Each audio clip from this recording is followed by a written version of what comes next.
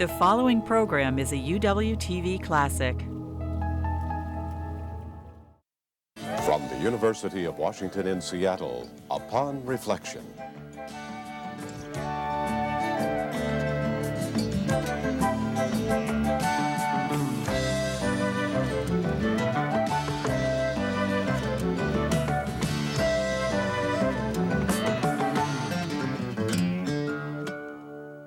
Hello and welcome to Upon Reflection. I'm Marcia Alvar. Today we'll explore the changing shape of America's cities. My guest is Professor Douglas Kelbaugh, Director of the Department of Architecture at the University of Washington. Professor Kelbaugh has special interests in energy-conscious design and in the development of new design strategies for America's suburbs. Professor Kelbaugh, welcome to Upon Reflection. Thank you. What about the suburbs captured your attention and your interest as an architect?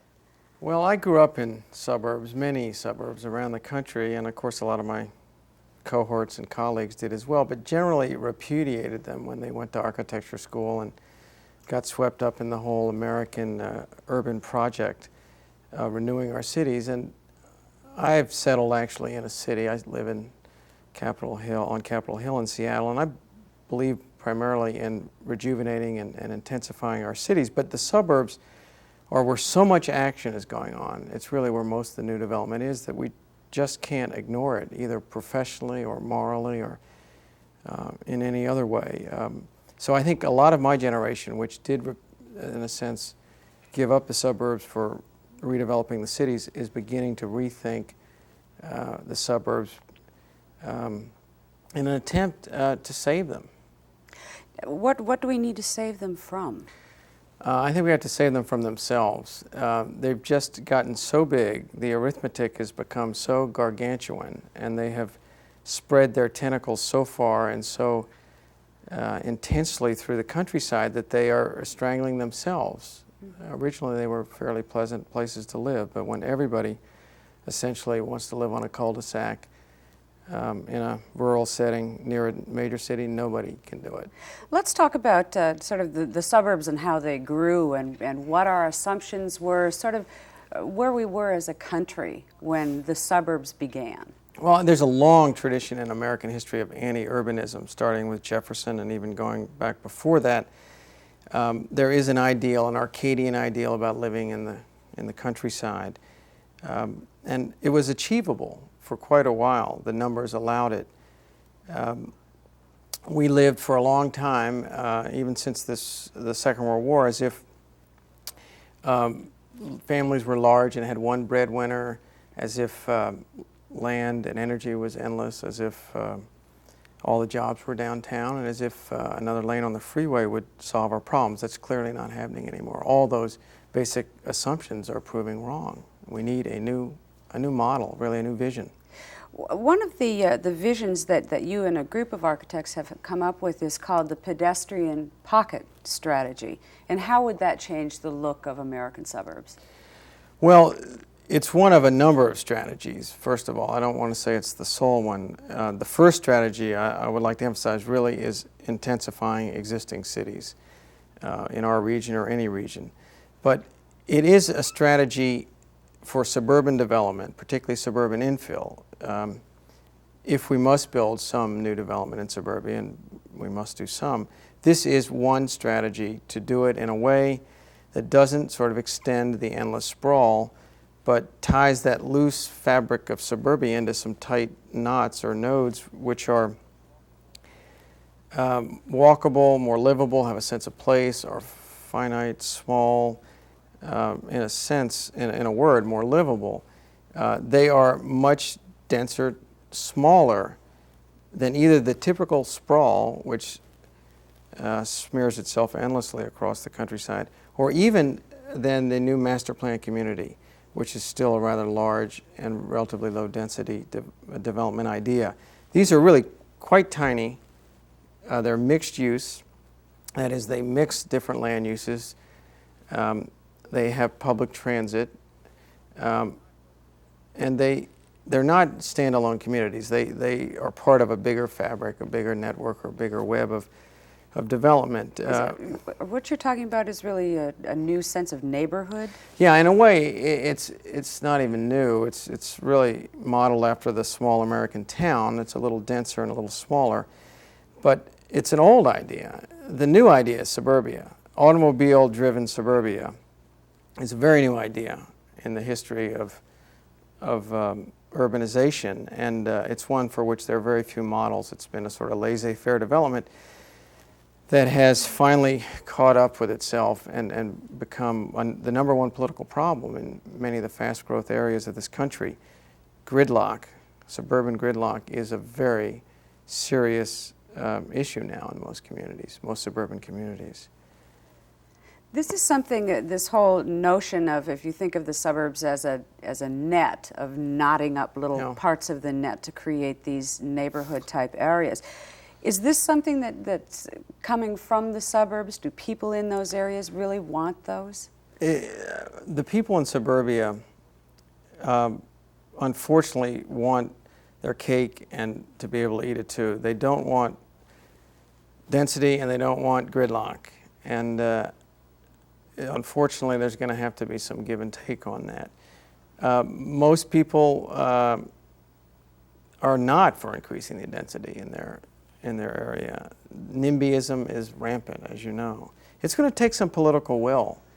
The sense of fair share, that people have to take, communities have to take their fair share of affordable housing, et cetera, I think is one that we're going to have to face up to. Now that we have used up this stock of endless land and endless energy, we have to face the music now and realize that we can't have it all. I think, actually though, some Americans are more than happy to give up the number and the length of automobile trips they take per day. The typical suburban household now takes at least 10 trips per day in their car. It's higher in some areas of the country. I don't think Americans are about to give up ownership of their car. It's too much part of our culture and our life and our whole sort of being. But I think Americans are very ready and willing to give up the length and number of trips they take. It's an absurd amount of dependence on the car. So no, suburbanites aren't clamoring for this. A, they don't know about it, but B, they haven't been given much choice in the past. Most suburban developments, as you know, subdivisions are sort of the same and sort of anonymous all over not only our region but the whole United States. I think if given the choice, some will opt for these higher density developments. They're not very dense, by the way, in the big picture. We're talking 15 to 20 dwelling units per acre. Maybe I should just take a second to explain how much of a garden Americans are used to living in. Seattle, for instance, is about half as dense as London and about a third as dense as Paris, two cities that most Americans find pretty palatable. It's about a 30th as dense as Hong Kong. This is true also of Philadelphia, Detroit, you name it. We don't live in very dense cities. So I think we can increase density and still be well below the international norm and still have lots of the amenities. But if for example, you came to my neighborhood, let's say I lived in a suburban tract development, and you were going to try to sell my neighbors and sell me on this idea of going through some upheaval and some change in our area, what would we be ending up with? What would this little neighborhood complex look like to us? Well, first of all, redeveloping suburbia is not what I'm talking about. That is another strategy for another show. I think at some point we're going to have to rethink malls and arterial strips and subdivisions. I'm talking about infill now in existing open space. So it's not going to affect you per se if you already live in a subdivision, but it will provide your children and your friends an opportunity to live in a community that has a mixture of uses, a mixture of incomes. It will have housing, open space, commerce, that is retail, within a walkable distance, a quarter mile, and it will have some employment as well. And it will be linked to other existing communities and to other pedestrian pockets by light rail or express buses or bike paths or you name it, some public means of transport. Ownership of the car is still possible. You can still travel by car as much as you want, but you won't have to use your car 10 times a day as a household. So these would be in existing little patches of open space Right. in the suburbs and maybe even further along the edges that Right. haven't been developed yet. These will fit within the existing urban development area. We're talking 60 to 120 acres. It's nothing compared to the developments like Klahani or Bear Run, which are hundreds and in some cases thousands of acres. These are tiny little interventions that are tiny because they remain walkable at that size. Everybody can walk to the transit stop. Everybody can walk to the store. They can walk to school. If they can't find what they want in their pocket, they can get on a bus or a light rail system and get to these things. Do you ever get people who say, you know, there's just something un-American about trying to plan all of this? I mean, the history of the country is that it just has sort of happened. Yeah, this is true. I think, though, as we get bigger and run out of space, we have to get a little more intentional and a little more plannerly about our growth. It can't continue to be laissez-faire. But the actual idea of a pocket can be varied and reinterpreted, and it's not that constraining a concept. And it's, again, one of a host of new strategies. It's mainly driven by the idea of getting people out of their car. We've forgotten how to walk.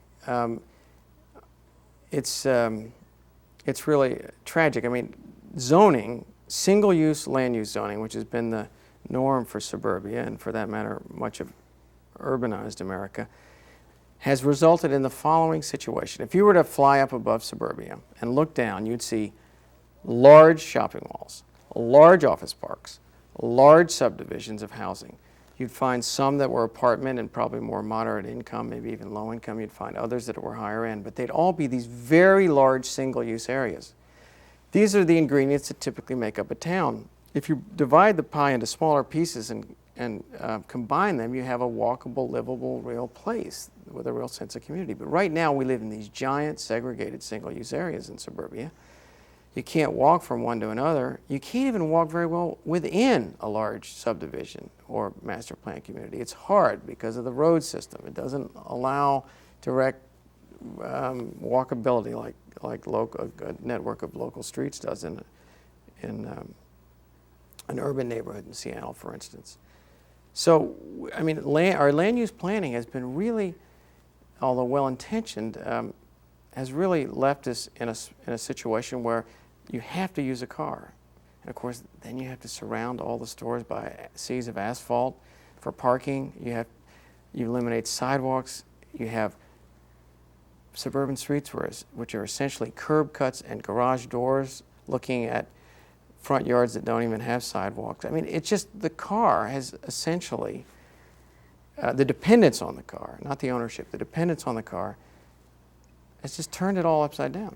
These are conscious choices that people have made, though. Surely, they move to the suburbs, they know they're going to spend more time in cars. And really what you're proposing is, it's almost the image of the salmon swimming upstream. You're moving, trying to move against a long-standing trend of outward development and of a deep, long-lasting love affair with the car. Yeah, this is true, but the new households being formed, for instance, in the 1980s, barely 1 in 4 was a nuclear family. In fact, not even 1 in 4 had a husband, a wife, and a child. So the whole dream about the nuclear family settling in suburban Arcadia is already demographically fairly meaningless. Most new households are single people or single parents. They're about 75% together, including elderly. So I disagree. I think there are lots of people that need the affordable housing and the lack of a dependence on a car in suburbia, as well as in our inner cities.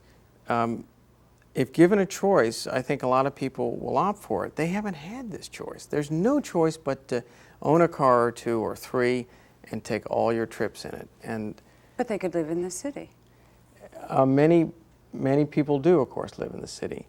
The main reason they move to suburbia is that land is cheap, which means rent is cheap or ownership is cheaper.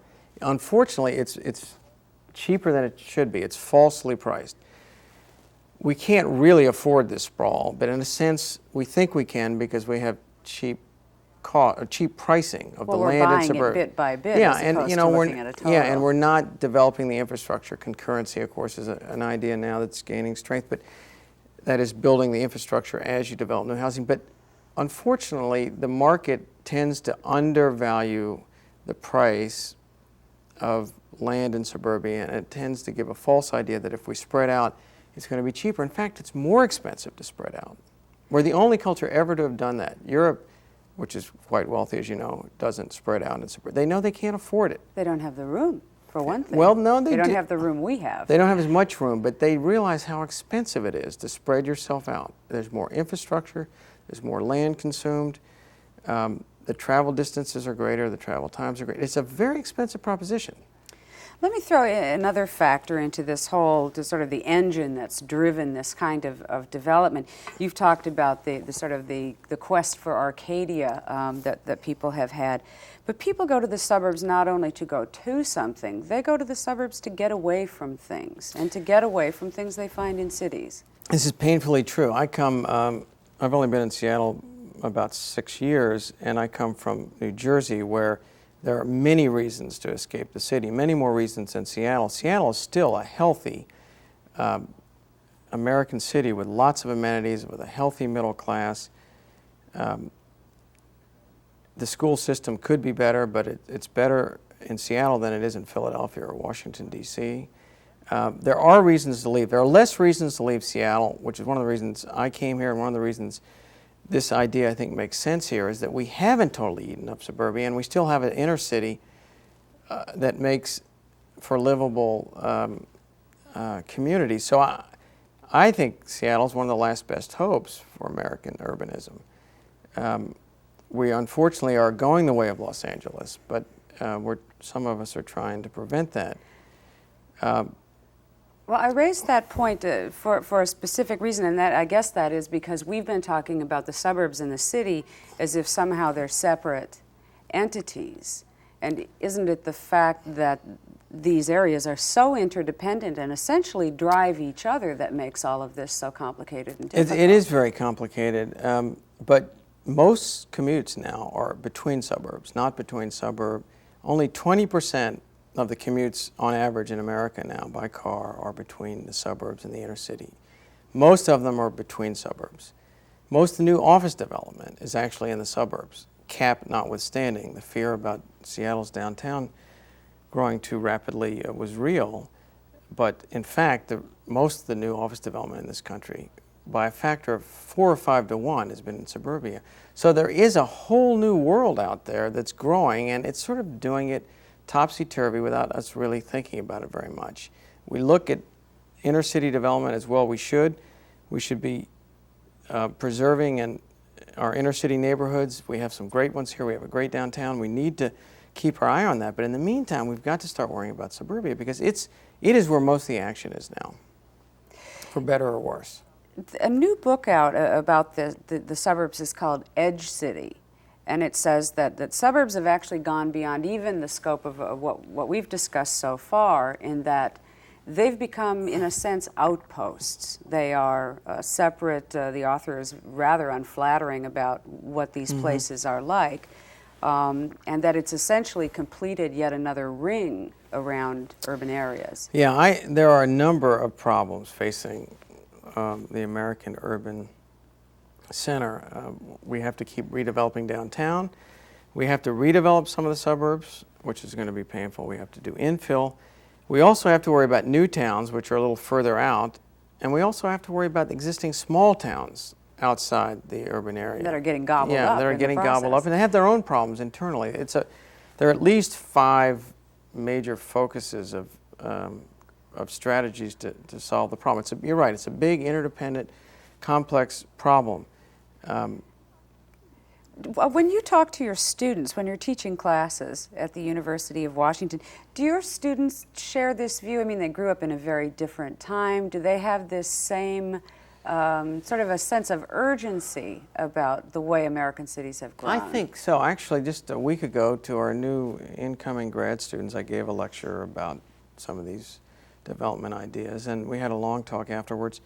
I think they are acutely aware that the present model is not working. I think they're more aware than I am or you are or our generation is. They are particularly sensitive to environmental issues. A big part of pedestrian pockets is to preserve open space, less pollution from automobiles. I think that's in many ways their agenda. But they also realize that livability and the sense of community and sense of place is important. Many of them grew up in suburbia. They know there's no sense of place. There's sort of boredom. I think most of my generation left suburbia because it was ultimately boring. And it didn't have the life that a city had. And I think there are ways to urbanize suburbia that can engender real life. We've talked a lot about the problems that urban areas are facing. Looking around Seattle, looking at the suburbs in this area, are there models that you've found? Are there places that really typify what you think could be the best of suburban living? Actually, I think the high water mark in the Seattle region for community are some of the neighborhoods in Seattle and some of the neighborhood centers, parts of Capitol Hill and Queen Anne and Wallingford and Danny Blaine and little urban centers like right around Group Health or 85th and Greenwood, or we have some wonderful models. They're gridded streets, which always look boring in plan, but are in fact very interesting in real life. They have alleys, which make a lot of sense. They have nice scale. They have some mixture of uses at their little commercial core. Those are the models that I think make a lot of sense, both to retain in Seattle, but also to develop in suburban areas. Actually, my honest opinion is that the western part of the United States is not as good at making country towns as North Carolina or Vermont or Ohio. Is that just because we're younger? Well, I think there's a stronger agrarian tradition there, and many people that came here were coming for the fishing or the mining or the lumbering or whatever, which probably has a little less dedication to the place. Not that Northwesterners don't love, if there's any group of people that loves their countryside and their natural wonders, it's Northwesterners. But the rural towns are not, there are some good ones for sure in this state. Longview and Cashmere, and there's some wonderful towns, but I don't think they're quite as strong as the New England town with the Village Green, which has a great sense of place, which is pre-automobile. Many Western towns are post-automobile and therefore are more spread out and not as walkable. And Iowa has some lovely little towns with the town square. Right. But these places developed at different times, and there were different ideas different ethic almost of where people felt at home or what society was to them. Right. So what I'm saying is that I think there are good models for suburbia and for towns in suburban settings, but not so much from our region. But we've made a very fine city here, one of the best, and it's because I think we love the city that we want to make the suburbs good as well. In the introduction to the book on pedestrian pockets and suburban design strategies that you edited, you said that what you're talking about in terms of the development of suburbia really requires a new American dream. And what is that new American dream? Well, I think that's a tough question, but I think the old dream, which was the nuclear family, mom and pop with 2 or 3 kids, a 2-car garage, maybe 3-car garage with a swimming pool on the cul-de-sac, with a large green yard and the drive, the little tractor lawnmower, is just not sustainable. I think we're going to have to learn to live more modestly and to treat housing more as a service and less as a nest egg, less as the single big private investment that we hang all our hopes on financially. I think a sense of community is really what that new dream would be focused on, with some public life, the public realm. After all, we spend most of our time in cars, or if we're not looking through a windshield of our automobile, we're looking at a TV screen or maybe a computer screen. There's not a lot of face-to-face communication. There's not a real public realm as there used to be. Cities are public realms, genuine public realms. They're not like malls where it's sort of parading as a public space, but it's really not. It's a private space. I mean, try breakdancing in a mall and see how long you last. What's great about cities is everybody rubs shoulders with everybody, whether you want to rub shoulders with them or not, and that keeps our society healthy. It's when we get exclusionary and separate out and essentially don't rub shoulders with everybody, including those that we don't want to rub shoulders with, that we start to fall apart as a coherent society. So the new dream is one which is not so exclusive, one that's more inclusive, more about community, less about electronics and automobiles. I'm going on too long. No, it certainly involves a lot more than bulldozers and concrete and blueprints. You've called the rethinking of the suburbs the first salvo in the war for American cities, and I wish you luck in the war. Thank you. Professor Douglas Kelbaugh, thank you for being a guest on Upon Reflection. To see more UWTV classics, visit uwtv.org/classics.